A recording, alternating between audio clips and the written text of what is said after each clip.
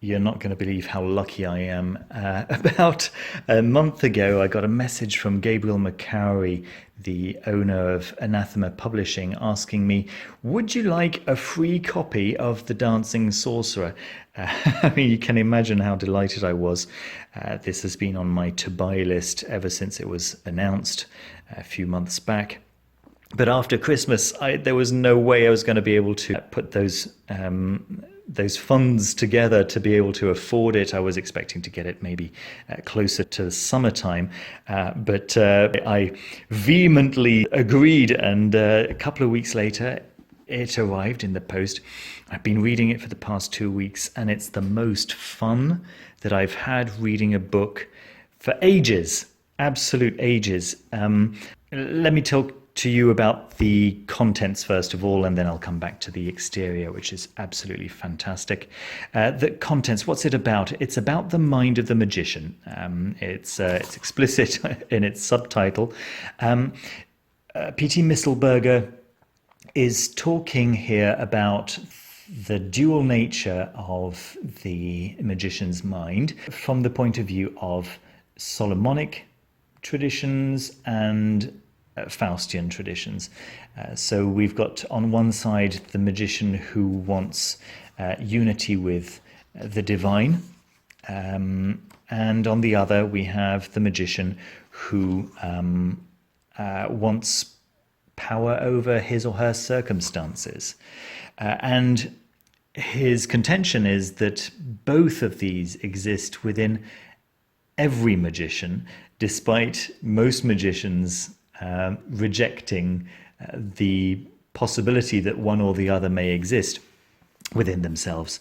And the book really is about integrating the two so that one might transcend the issues with rejecting one or the other. Okay. Very quickly, a look at the contents, and if these chapter titles don't make your mouth water, I don't know what will. We've got an introduction, we've got the Dancing Sorcerer and the Fall of Humanity, we've got Solomonic versus Faustian magic, Pharaoh's Curse, Imagination and Deception, just all of these absolutely fascinating. Every single page, something interesting, something to nod your head at, something new, maybe even something that you hadn't thought about before, but that fits perfectly within certainly my view of how the world works. Chapter 5, D. Kelly and Faust, Brothers in Elysium. Chapter 6, we've got Vampires and the Magician. Chapter 7, Integration, Banishing and the Demon Belial.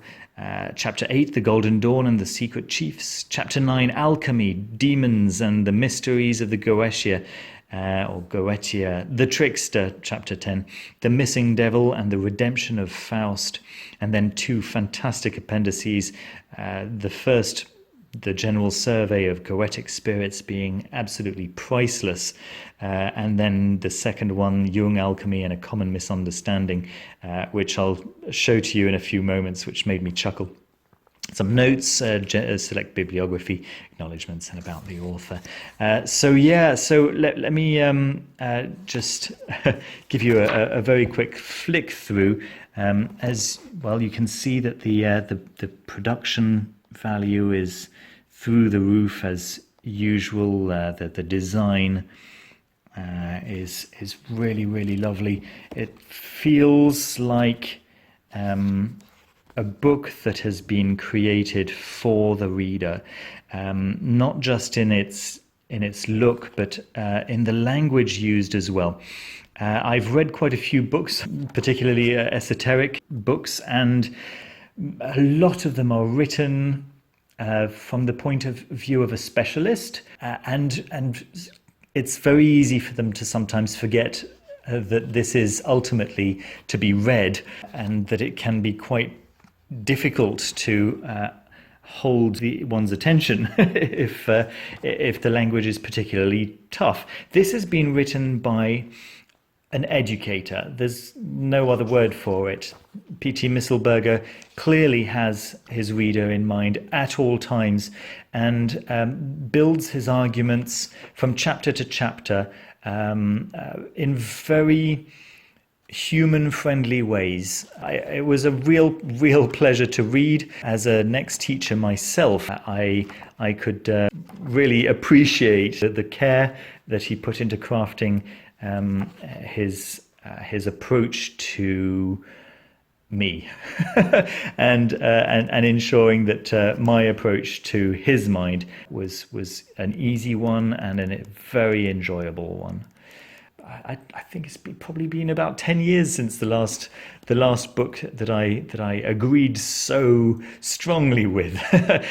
Everything within here was accessible, and anything that wasn't accessible, he made sure that it was accessible by the time you got there.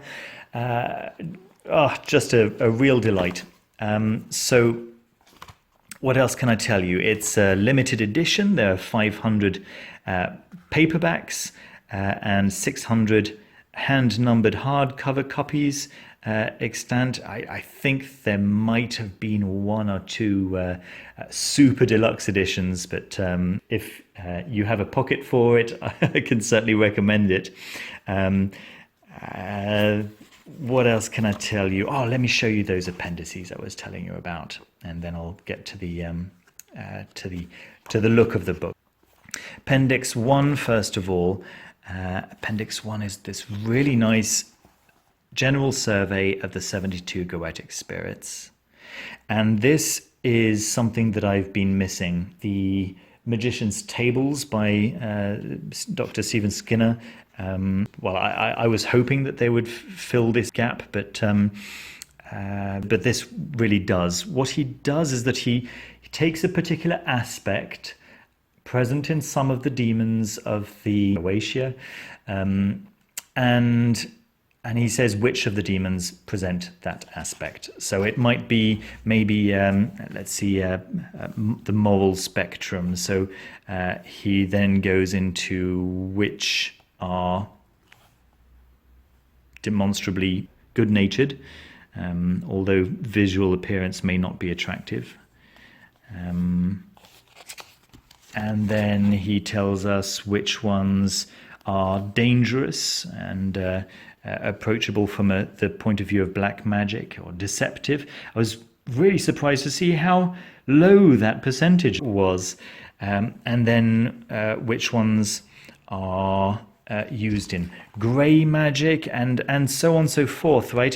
This is kind of fun as well. How many demons appear in which form? So there are 3 of the demons that appear in the form of a raven, and so on.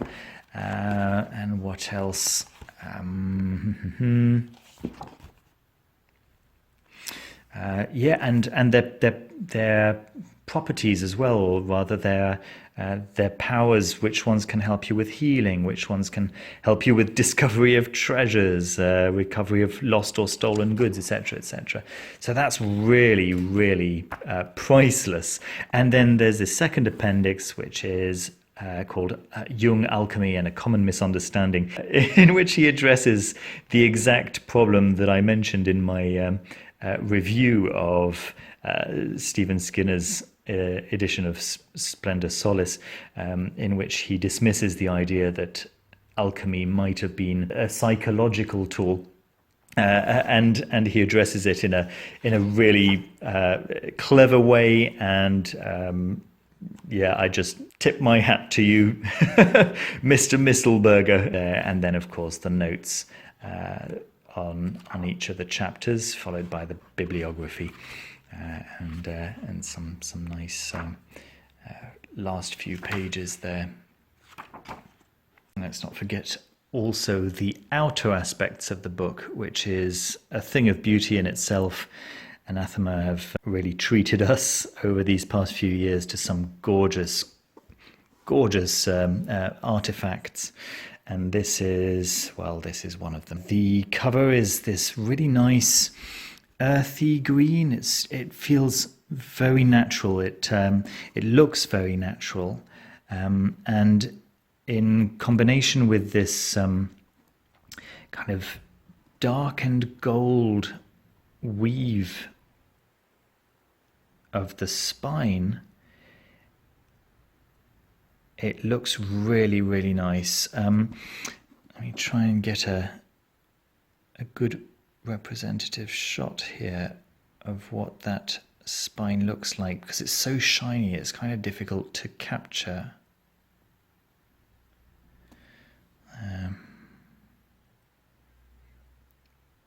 Yeah, it's like a very dark brown with gold hints. It's lovely. Looks a little bit like snake skin, I suppose, under a certain light.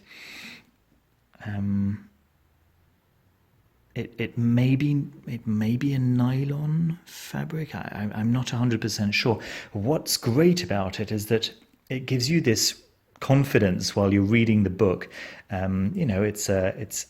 It's quite a significant read, and so when you're actually holding the book, you're not worried about getting thumbprints on the front. It gives it a sturdy, solid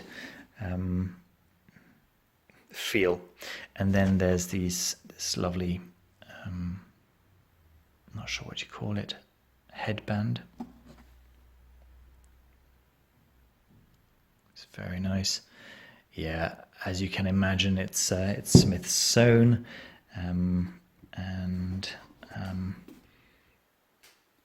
yeah, that's what the spine looks like on your shelf.